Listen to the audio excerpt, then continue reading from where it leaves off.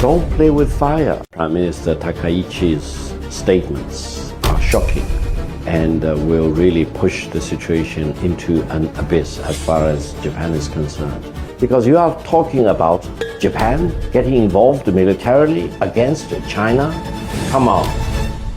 Let me start with Japan. The Japanese new Prime Minister Sanae Takaichi has recently claimed Japan could face a survival crisis if a conflict over Taiwan happened. How do you interpret her remarks?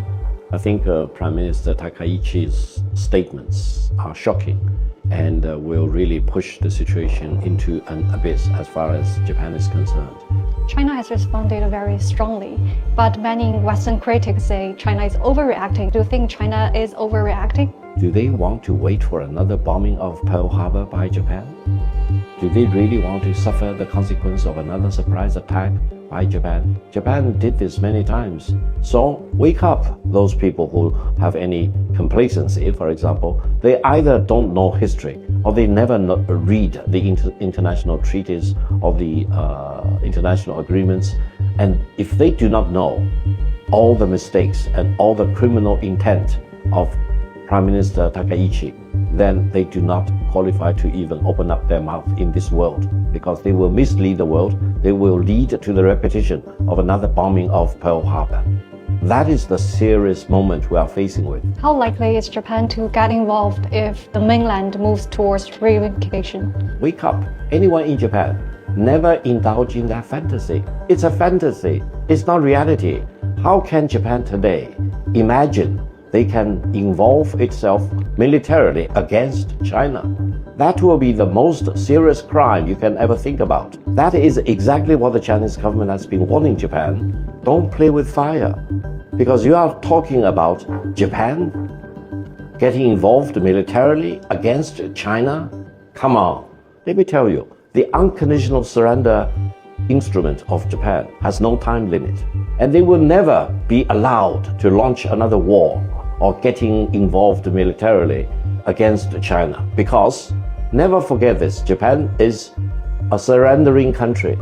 China is a victor nation. And history has already made the verdict. This is not what Victor Gao said today. This was carved in stone back in 1945. So what motivated the Japanese Prime Minister to make such remarks, and how do you see the current Japanese government position on this? I think she violated several very important principles. First of all, Japan unconditionally surrendered to China back in 1945.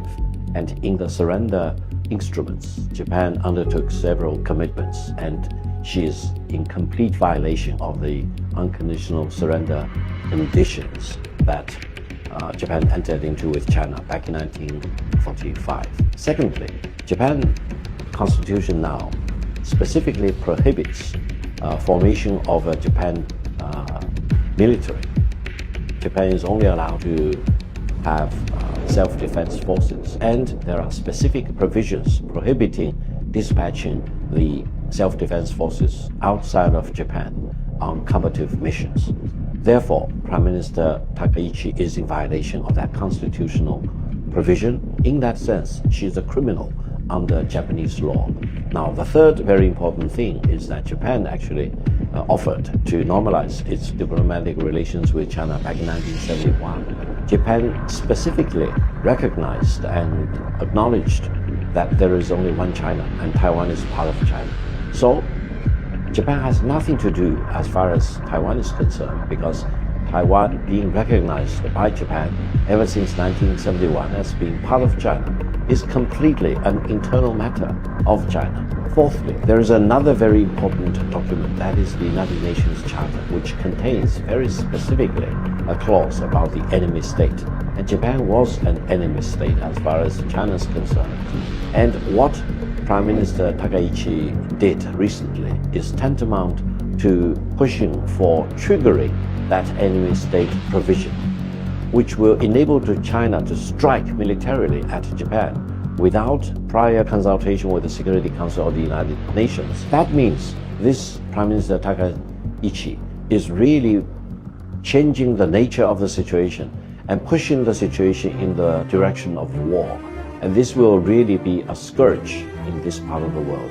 we need to do whatever we can to make sure that Prime Minister Takaichi knows her mistakes and all the wrongdoings and apologize fully about this. Is she trying to please the US? What's the US factor in this whole discussion? I think the Americans are sophisticated enough to reach the conclusion that Japanese fascism should never be allowed to raise its dangerous head, because it will not only be a menace to China, it will be a menace to the American people. The American people will never forget Pearl Harbor. The American people will never forgive what the atrocities the Japanese imperialists were involved in. While now Japan and the United States are considering each other as allies, if you go to Japan and ask around, they want to become normalized by 2045, meaning they no longer want to have American soldiers stationed in Japan. Do you think the United States will really make that decision to withdraw all their troops stationed in Japan? No, they will not. Why? Because they don't trust the Japanese. Whatever Prime Minister Takaichi did this time really reinforces this suspicion. If Japan, misguided, will turn against China as a victor nation, they can equally turn against the United States as another victor nation. And this is the danger we are faced with. We need to call on the whole world to put a complete stop onto Prime Minister Takaichi.